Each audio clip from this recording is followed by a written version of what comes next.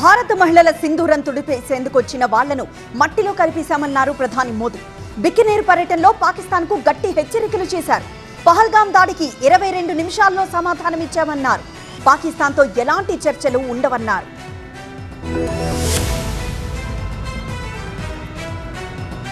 రాజస్థాన్ పర్యటనలో పాకిస్తాన్ కు మరోసారి గట్టి వార్నింగ్ ఇచ్చారు ప్రధాని మోదీ. బికనేర్లో పలు అభివృద్ధి కార్యక్రమాల్ని ప్రారంభించారు ప్రధాని. పహల్గాంలో ఏప్రిల్ 22న జరిగిన దాడికి కేవలం 22 నిమిషాల్లోనే జవాబిచ్చామన్నారు. 9 పెద్ద ఉగ్ర స్థావరాల్ని ధ్వంసం చేశామని, మన ఆడబిడ్డల సింధూరం తుడిచేస్తే ఏం జరుగుతుందో మన శత్రువులతో పాటు ప్రపంచానికి కూడా తెలిసొచ్చిందన్నారు. 22 तारीख के हमले के जवाब में हमने 22 मिनट में आतंकियों के 9 सबसे बड़े ठिकाने तबाह कर दिए. दुनिया ने और देश के दुश्मनों ने भी देख लिया, जब सिंदूर बारूद बन जाता है तो नतीजा क्या होता है. మన మహిళల సింధూరాన్ని తుడిచేందుకు వచ్చిన వాళ్ళను మట్టిలో కలిపేశామన్న ప్రధాని మోదీ, భారత్ మౌనంగా ఉంటుందనుకున్న వాళ్ళు ఇప్పుడు భయపడుతున్నారన్నారు. పాకిస్తాన్ నిజ స్వరూపమేంటో ప్రపంచం ముందు పెడతామన్నారు.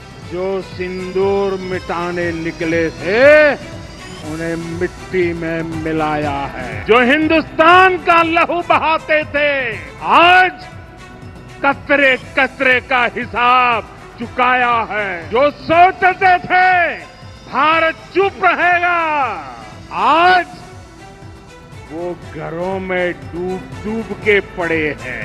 जो अपने हथियारों पर घमंड करते थे आज वो मलबे के ढेर में दबे हुए हैं.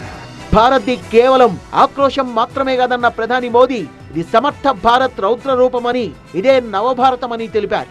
ప్రధాని మోదీ వ్యాఖ్యలకు కాంగ్రెస్ మళ్లీ కౌంటర్ ఇచ్చింది. బికనేర్ పర్యటనలో మోదీ సినిమా డైలాగులతో సరిపెట్టారని ట్వీట్ చేశారు జయరాం రమేష్. పహల్గాం దాడికి పాల్పడ్డ ఉగ్రవాదుల్ని ఎందుకు పట్టుకోలేకపోతున్నారని ప్రశ్నించారు. ఇప్పటి వరకు ఎందుకు అఖిలపక్ష సమావేశం నిర్వహించలేదని ప్రశ్నిస్తూ పాకిస్తాన్ పై ఇప్పటికైనా గట్టి చర్యలు తీసుకోవాలన్నారు జయరాం రమేష్.